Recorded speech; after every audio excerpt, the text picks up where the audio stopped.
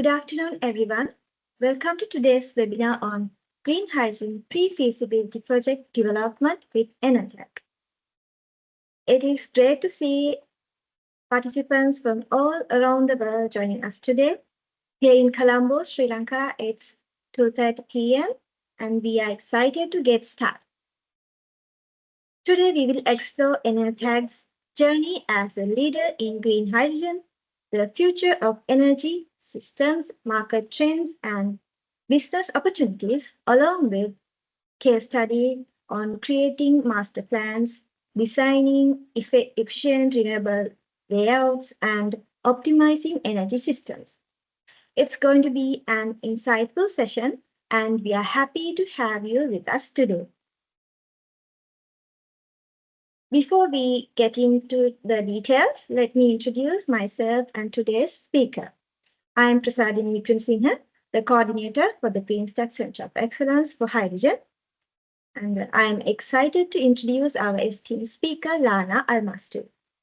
Lana is an expert in PtX Business Development and has a wealth of experience in project management across nuclear, offshore, onshore wind, solar panels, and green hydrogen projects. She is known for her deep understanding of renewable energy systems and project management, making her the perfect guide for today's topic. We at Greenstat Hydrogen in Sri Lanka, in collaborate with ENERTRAG, are proud to bring you with as a subsidiary of Greenstat AS in Norway. We are dedicated to driving Sri Lanka's green energy transition through sustainable hydrogen solutions, supporting the national decarbonization goals and energy independence. Through our Center of Excellence for Hydrogen, we focus on knowledge sharing, research, and skill development in energy in the hydrogen value chain. Our aim is to connect global experts with local professionals and students, fostering innovation in the hydrogen economy. ENERTRAG is a leading independent energy company focused on advancing the global energy transition. With over 1,000 professionals, they specialized in wind power, solar energy, and green hydrogen projects across Europe, Africa, South America, and Asia. Their mission is to fully replace fossil fuels with renewable energy sources, paving the way for the sustainable future. Additionally, I also want to thank the National Science Foundation for promoting this event through their STMI's platform.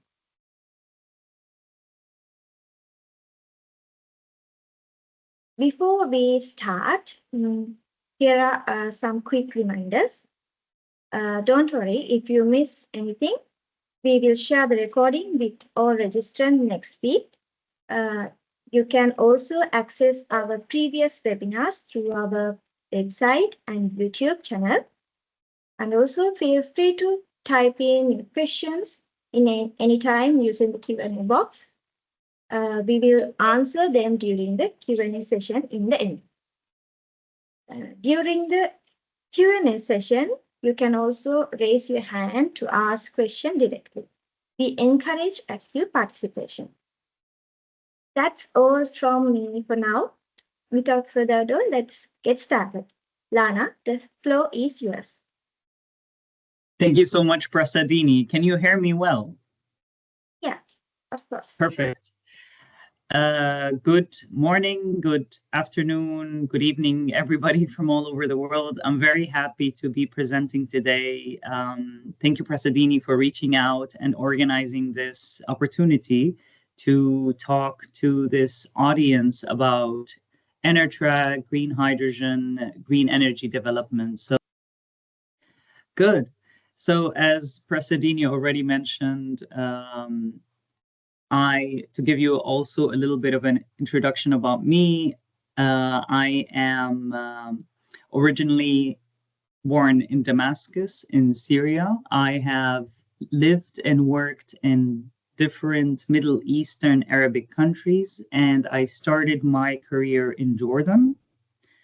And 10 years ago, I came to Germany and also continued my career. Academically, I am specialized in nuclear engineering, so I have started in the energy fields in nuclear power plants, operation and maintenance. And in the past 4 years, I have been only working on renewable projects. So that's wind, solar, and green hydrogen development with ENERTRAG as a company.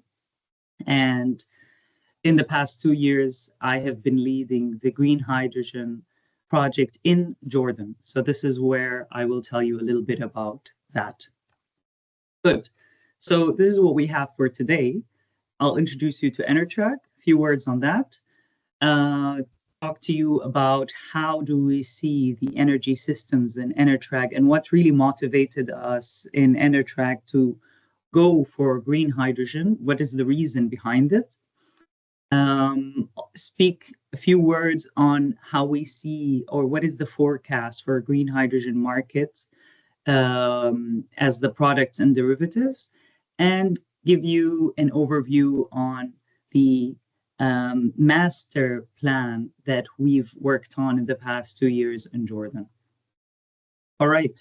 And if there's any questions, Prasadini will stop me and we can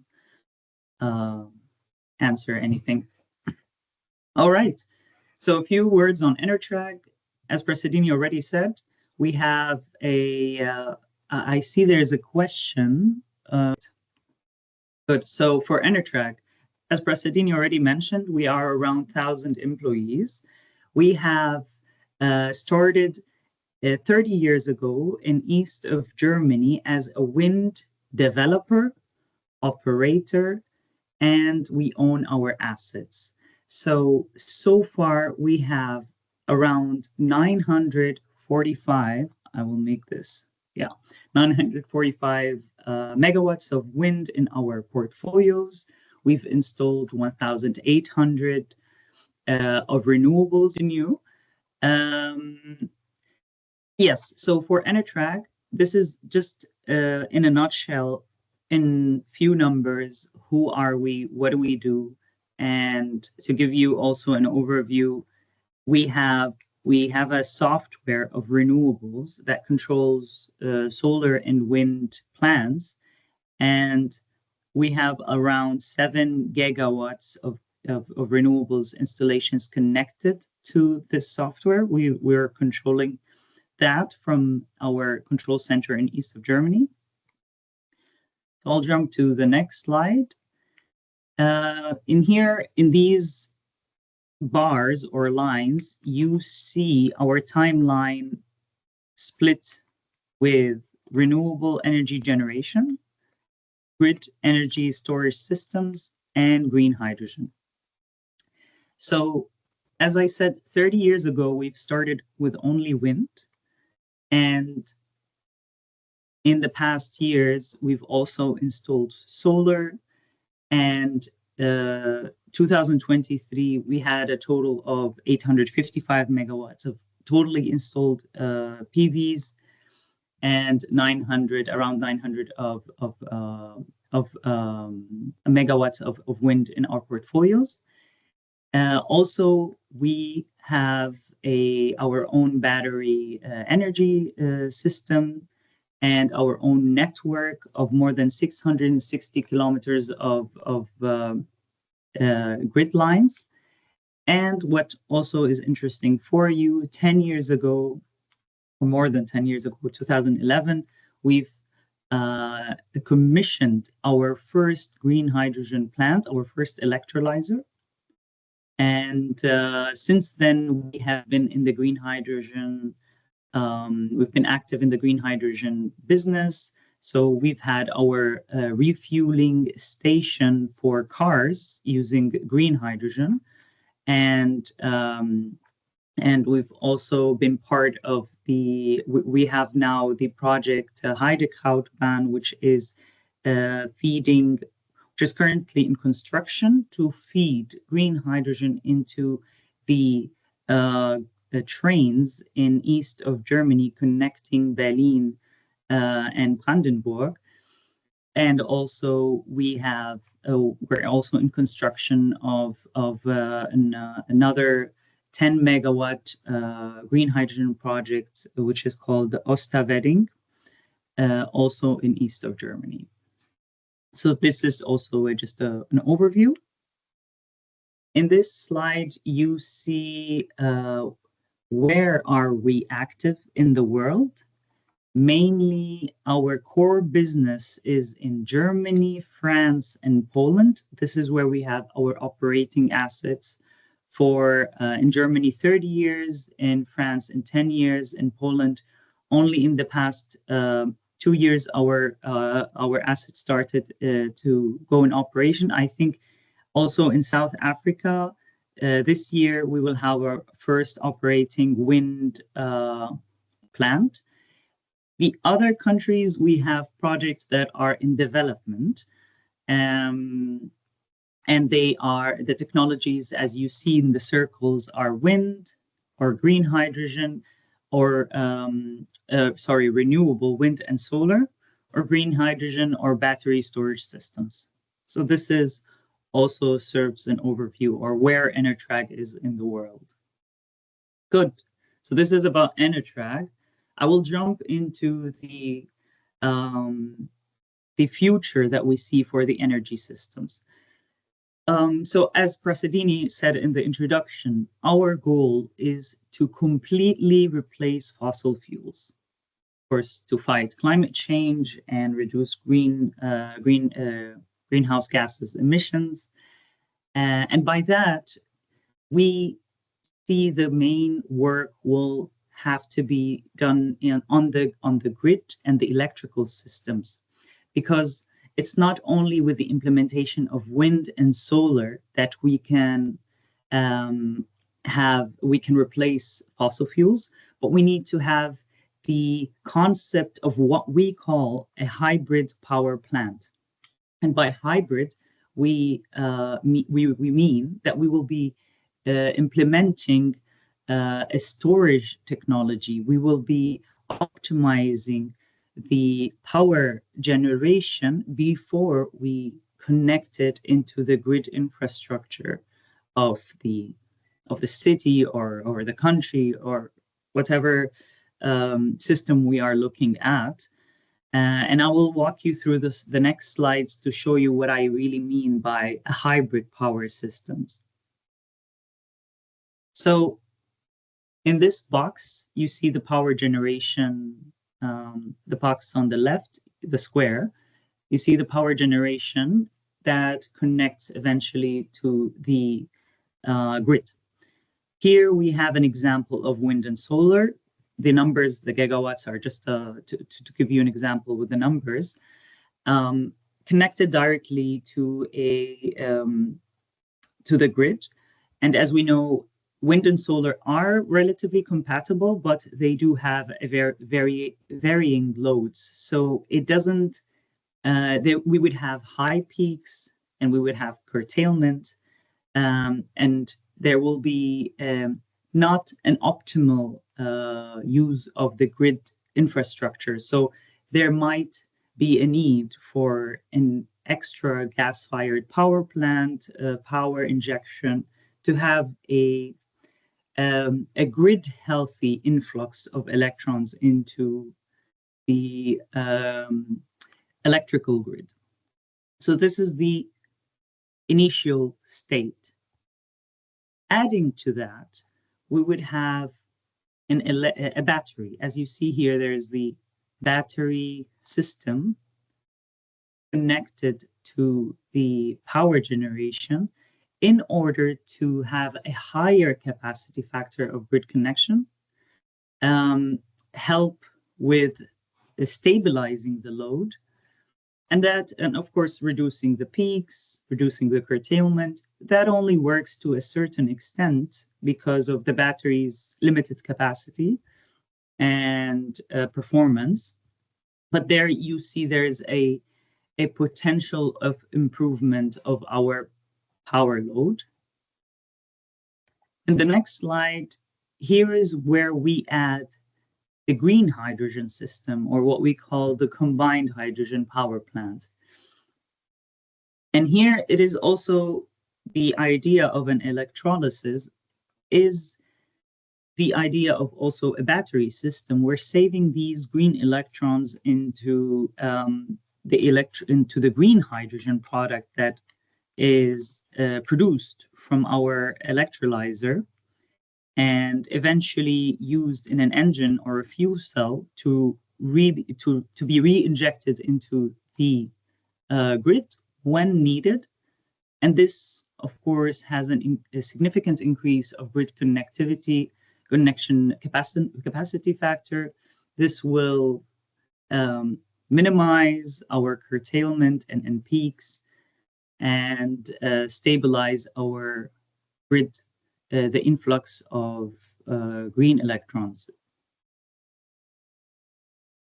In the next slide, what we see here is the potential of not only using the green hydrogen that we've produced to produce further electricity when needed, but also to decarbonize other sectors, not only in the electrical, not only in the electricity field. And here we see the usage of hydrogen potentially in mobility, or also we can use it for other derivatives, and that would be ammonia, methanol, or kerosene. This is what we see now in the green hydrogen discussions in the industry, the potential of decarbonizing sectors like the steel making or fertilizer sectors. Of course, this is still a nascent industry, but this is the potential for this system that basically emits no greenhouse gases or very low greenhouse gases. This is an image of the electricity load that we have from the solar and wind. As you see, the wind is much higher because we're talking about Germany. This is over a week, 7 days. And this is showing the hydrogen production or the use of hydrogen production and where it can help in giving us a constant load and cutting the curtailment and optimizing our usage of these wind and solar power plants. And these numbers also are illustrative, just to give you a figure on more or less how much electrolyzer do we need compared to the size of the solar and wind that we have. Good. So in the next slide, I show you an existing combined power plant that we have started with 10 years ago in east of Germany for ENERTRAG. We started with as I mentioned, the wind power plants, and then the control system that we have here, the hydrogen power plant, and the entire yellow lines, the electrical systems that cover around more than 600 kilometers in east of Germany. This entire system is feeding around 200,000 households. Yeah, and I think it can be a very good example for systems in the future. It was one of its kind back then, and it can serve to help with new systems coming in that can benefit from these learnings in this closed grid system. What you see here is the picture of the green hydrogen plant that we have. Few numbers on it, commissioned in 2011.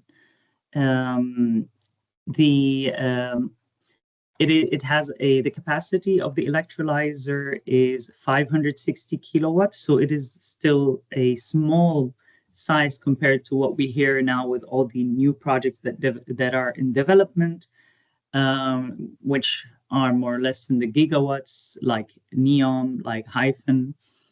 The annual production is 94,000 kilograms per year. It's injected into the pipeline system, the German pipeline system, and it has an annual power production of 16 gigawatt hours per year.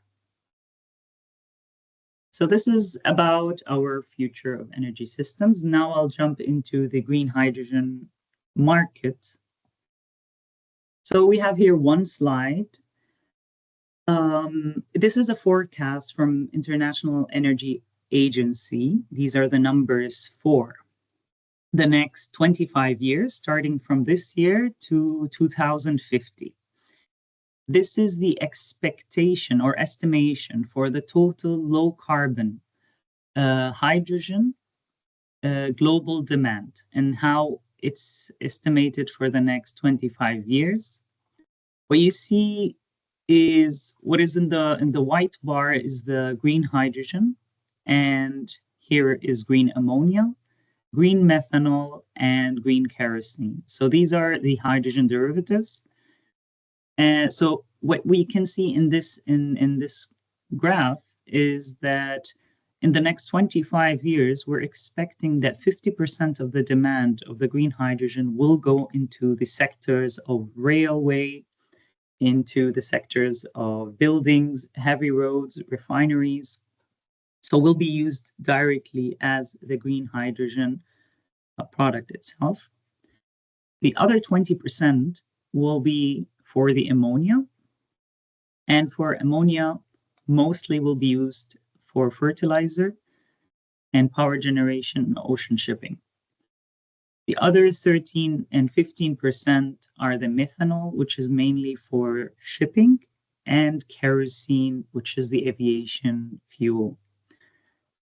Of course, this will only be possible with the regulations that will be implemented on these sectors to push these sectors to move into a low carbon, because as we know, it is still of a higher cost to use green hydrogen or green ammonia or green fuels in general. So this will need a very clear, strict regulations that we see, like the RED II in Europe, or carbon, the CBAM, the Carbon Border Adjustment Mechanisms, that will impose penalties and have the penalties and have certain subsidies that will push these projects, the green hydrogen projects, to come and to be realized. Good.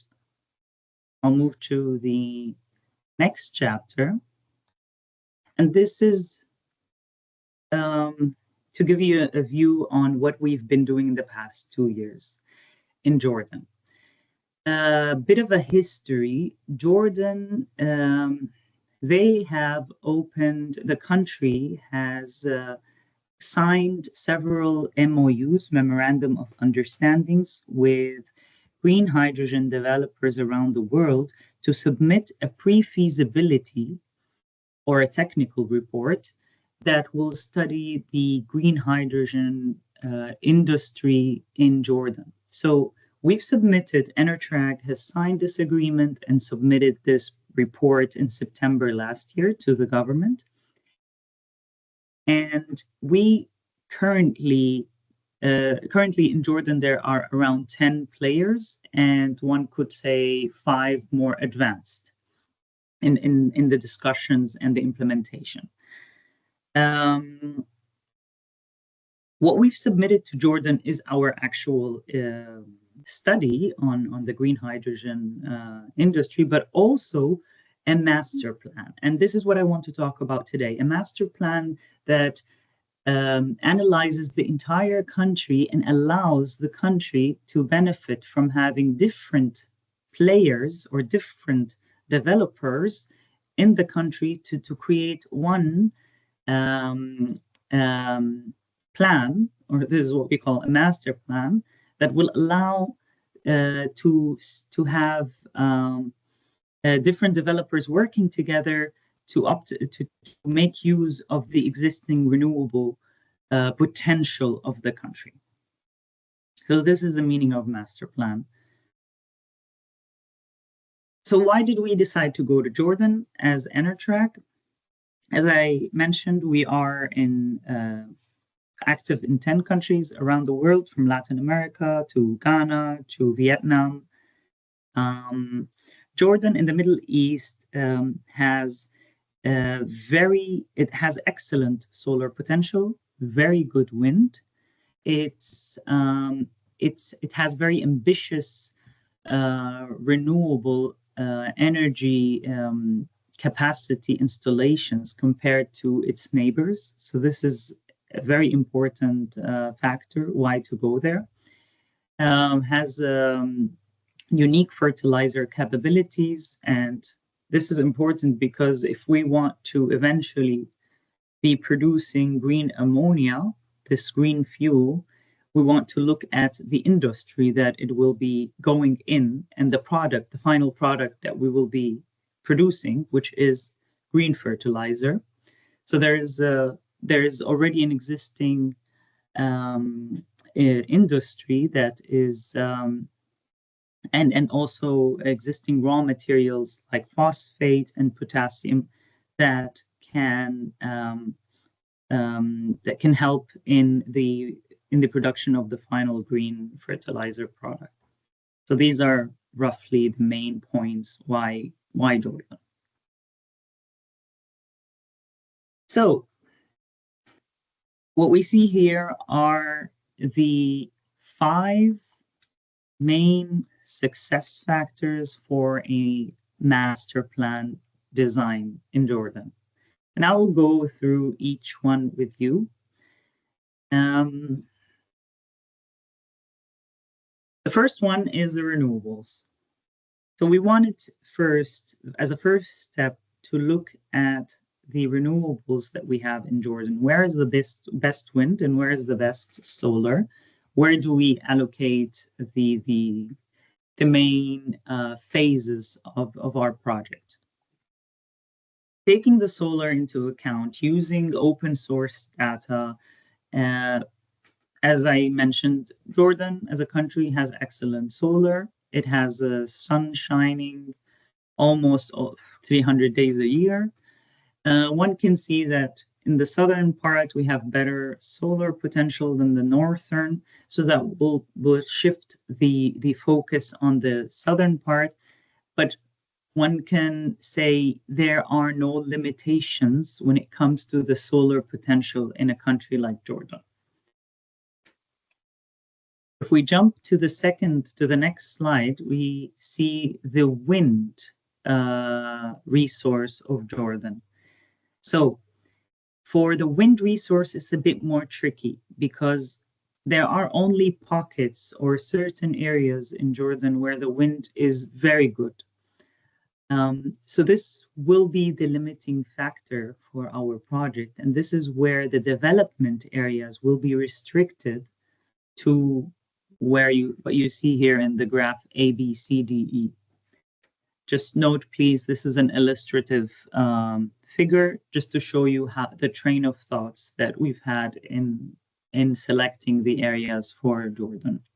So this is to cover the wind and solar.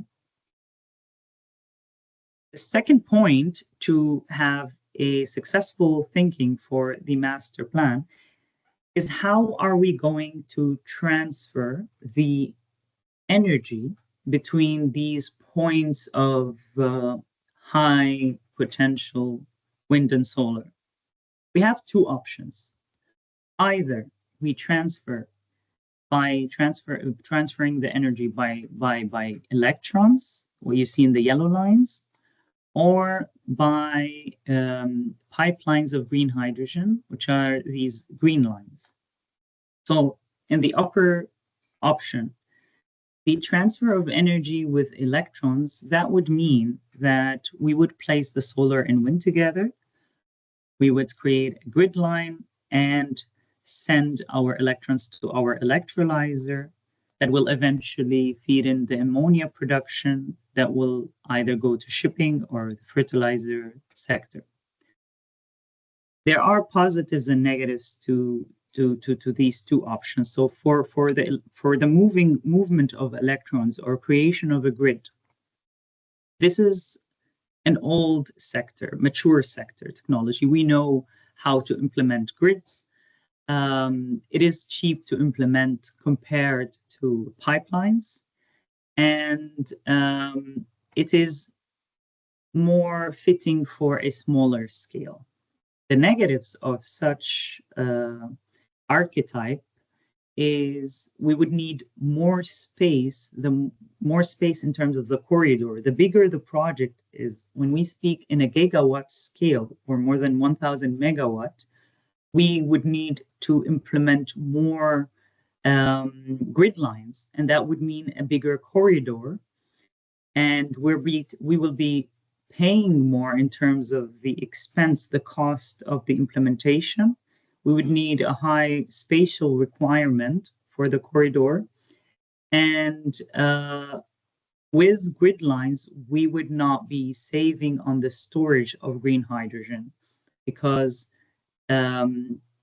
as you will see with the green hydrogen pipelines, we can save the green hydrogen itself in the pipeline.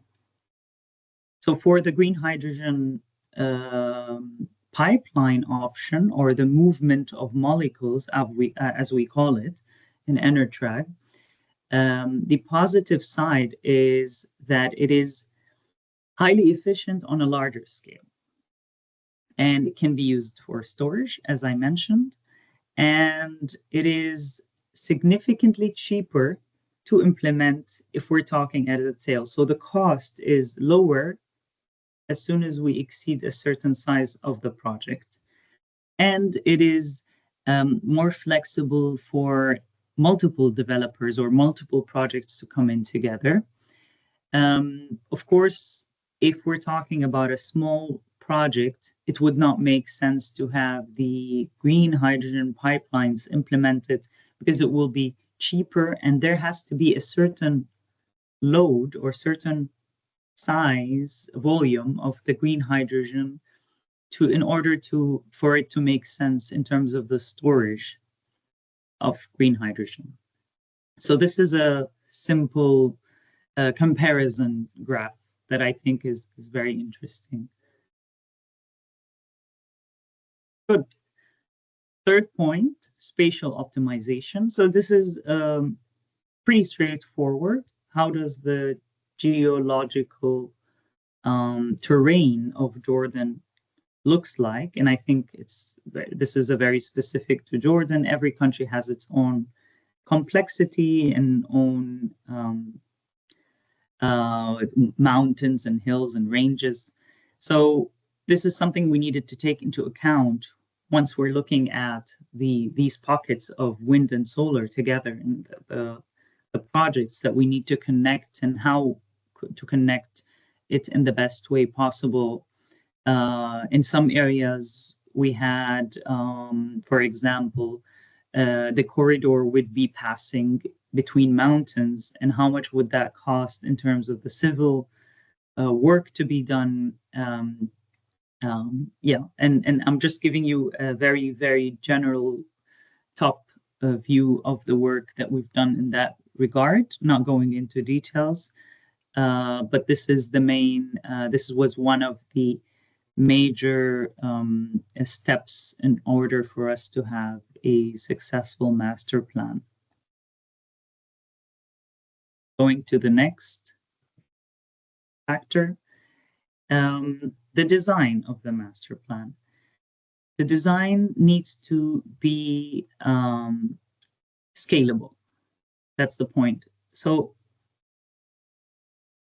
we didn't want to go into the scenario where we are creating a first initial project somewhere near the port, connecting a green hydrogen pipeline to the electrolyzer, to the wind and solar, and then blocking further development of other projects, blocking the country from expanding or using other areas of high wind or high solar potential. So as I said here, we have this. Oh, yes, as you can see here, the blue line is the water line, because you need to have desalinated water, or in the case of Jordan, the option is to go for a desalination, because Jordan is a water scarce country, so we will not be using the underground water. We will not be using the water that is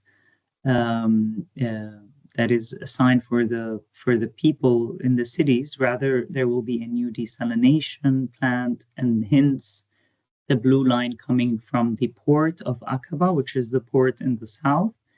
And as you see, going up to the first phase of the project, and then going up to phase 2, where we have assigned the other attractive wind potential, that area, up to phase 3 and phase 4. Also note the green lines represent the green hydrogen pipelines that will be flowing between the phases, eventually going south to the port or connecting to industries in the country itself, right and left. But this is just a simply illustrative map. Important is in this map to take into account the industries that exist in the country, like the cement industry, refineries, fertilizer plants, because our aim is to eventually feed this green hydrogen into these industries, like the fertilizer, like the refinery, or make use of carbon sources from cement plants and potentially create green kerosene for aviation. Good. I'll move to the next slide. So here we have the final success factor that we have in mind, which is now what we're busy with, how the phasing really looks like in terms of the configuration, and the focus on the first phase. So the phase that is closest to the port, the most southern phase. This is the first phase now that we are, the team is working on for the wind configuration, the solar configuration, where the electrolyzer should be placed. So this is now the actual implementation of the green hydrogen project. And how could we allow this to be an inclusive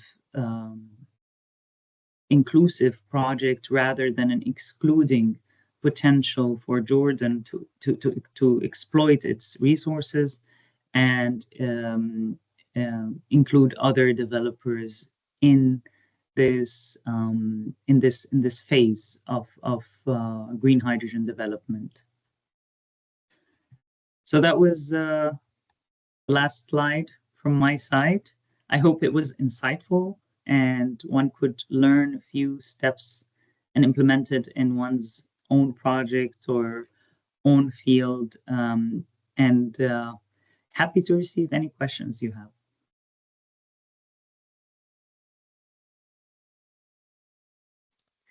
Thank you. Thank you, Lana. That's been quite insightful to understand more coming from even from the operations perspective, looking at how ENERTRAG has been handling for more than a decade now.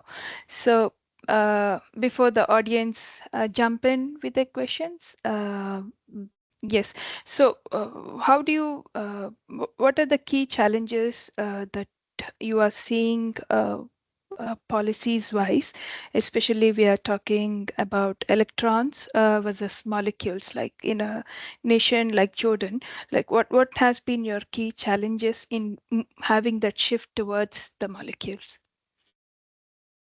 That's a good question, because we're focusing on this now, with this shift to molecules. It is a nascent technology. Of course, there are pipelines for gas and oil, but not for green hydrogen. And this is something that we're introducing new into the. It's not a complicated one. It's one can adjust the technical specifications of a steel pipeline, and it's certain pressures and certain material. You can have green hydrogen pipelines, and it's also now implemented in Europe and in North America. But the challenges, to answer your question, in Jordan specifically, is it being a new technology. So there is a fear of going into that and not being the first mover. So they would rather, there's this inclination towards, let's build what we already know, which is new grid lines, and not go into this more or less new nascent technology that is not that doesn't have proven concept, which is I think this is the first movers we must see in the developed countries, or in Europe, or where there is already an existing infrastructure and an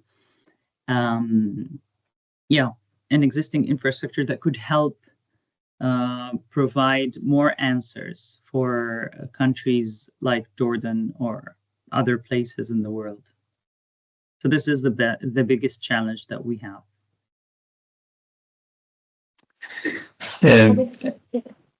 Our chairman, Sir President, is joining us today. Yes, speak. Let me see if I get my camera on as well. Thank you very much, Lana. I'm sorry that I missed some of the presentation, but I would like to compliment you for the presentation. I want to comment on the questions. Greenstat is in Sri Lanka. We have an office there, and we are collaborating with all the different technology companies and also the different institutions and agencies within the green hydrogen sector.